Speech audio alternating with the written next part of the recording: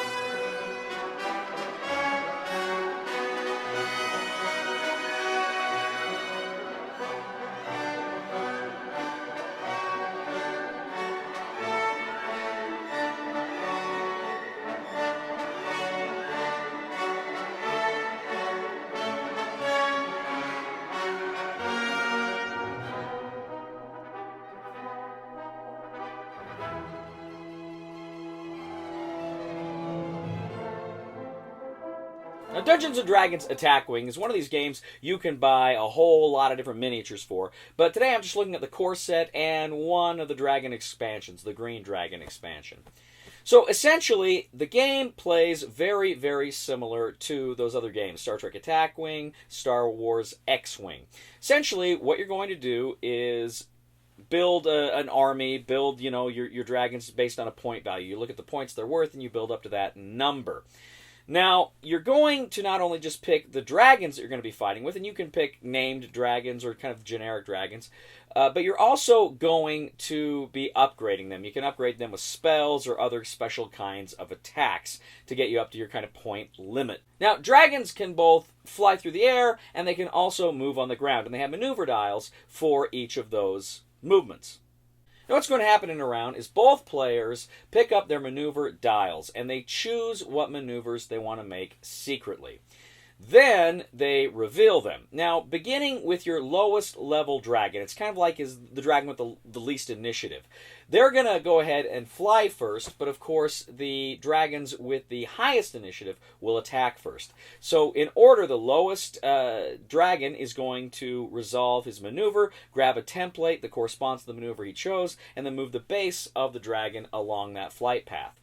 Then the next highest level will go next highest until all of the dragons have gone. As each dragon is moving, they're also taking actions. And there are various actions you can do. You can target an enemy dragon that gives you certain abilities when attacking. You can have a concentrate action, which is kind of like a focus action from X-Wing. You can pick an evade maneuver, so it's an automatic one hit's not going to hit him. Then what's going to happen is the dragon with the highest level rating, he will attack first. And there's different kinds of attacks in the game. Now, every dragon has melee attacks. A front attack, a bite, and a rear attack, the tail wagging. Then, what's going to happen is, instead of attacking with one of your melee attacks, you can choose to attack with your special weapons. Maybe you've got fire breath or acid breath or one of these things. Now, when a dragon attacks, he's going to roll a number of red dice equal to his primary weapon value or any modifiers that may apply. Now, on the dice, he may roll nothing, he may roll a hit, he may roll a critical hit, or he may roll the concentrate icon. If he rolls a concentrate icon, he can spend the concentrate token to change that to a hit. Now, the defender has a certain number of armor points. And armor points are kind of like shields in X-Wing or Star Trek Attack Wing, but they're persistent. So the attacking dragon has to hit higher than his armor value in order to do damage.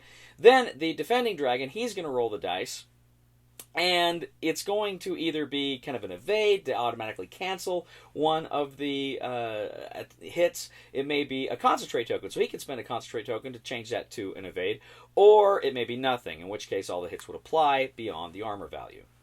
Now, when a dragon takes a hit point, he's going to take a face-down damage card, and that goes toward his total number of hit points, which is his health and his armor value combined.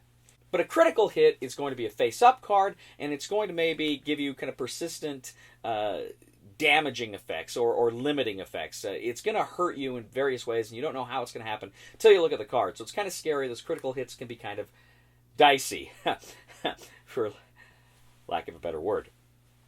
Now, sometimes for an attack, a dragon can cast a spell, and the spell can give kind of these persistent negative effects to the defending dragon. All sorts of funky things. A command spell means you can choose his maneuver for 2 turns. It may mean that you can affect him in some other way. Now, many of these special abilities on the upgrade cards also have kind of a cooldown time. So if you use it, you can't use that particular attack again for 2, 3 turns down the line. So you use duration tokens to mark, when you can use those things again.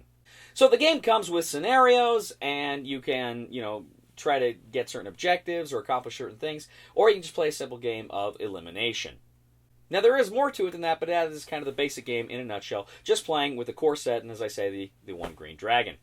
So, what do I think of Dungeons & Dragons Attack Wing? Well, first of all, let me say this.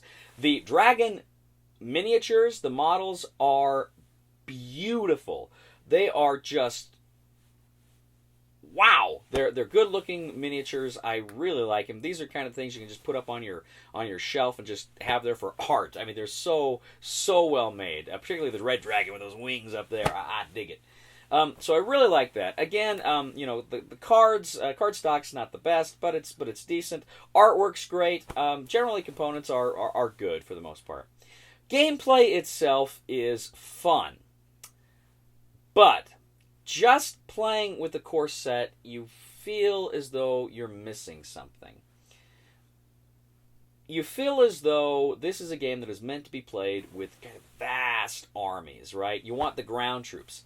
So, you really feel like this game was made for the ground troops to interact with the dragons and to have big, massive armies really engaging in epic battles. Now, I think that would be really, really fun. As it is, the core set is decent. It's a fun game, but it's not amazing, particularly if you play these other games, Star Trek Attack Wing, Star Wars X-Wing, of which I played both. I feel like the flight path maneuver system maybe lends itself a little bit better to those science fiction games as opposed to this. But this is still fun. The Dungeons & Dragons Attack Wing is still fun. It's solid.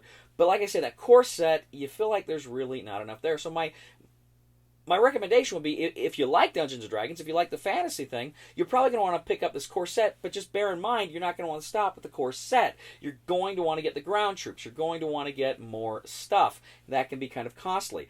I personally will not be collecting Dungeons & Dragons Attack Wing. I was trying to do Star Trek and Star Wars for a long time together, and I finally gave up on Star Trek. Star Wars X-Wing is kind of now my flight path miniatures game of choice. So I think Dungeons & Dragons Attack Wing is a good game. It's a solid game, but bear in mind, if you get it, be prepared for the long haul, because I think that's the way you need to go. So the recommendation for the discriminating gamer for Dungeons & Dragons Attack Wing is try it before you buy it. Thank you once again for joining us today on The Discriminating Gamer. As always, we ask you to please leave a comment here on YouTube, on Board Game Geek, on our Facebook page, or on thediscriminatinggamer.com. We ask you to please, please, please like us on Facebook and subscribe to us on YouTube. We are The Discriminating Gamer. What would it be like if a dragon went up against an X-Wing starfighter? The dragon would win. Because it's a dragon. Please somebody help me on my feet again. And I don't know where I'm going, and I don't know where I've been. Please somebody help me on the solid ground. It's a long time, and I'll be dying. Once a year I wind up in the band. Don't listen to these guys. They are nutballs. I'm not kidding you. These guys, I think, some kind of screwing.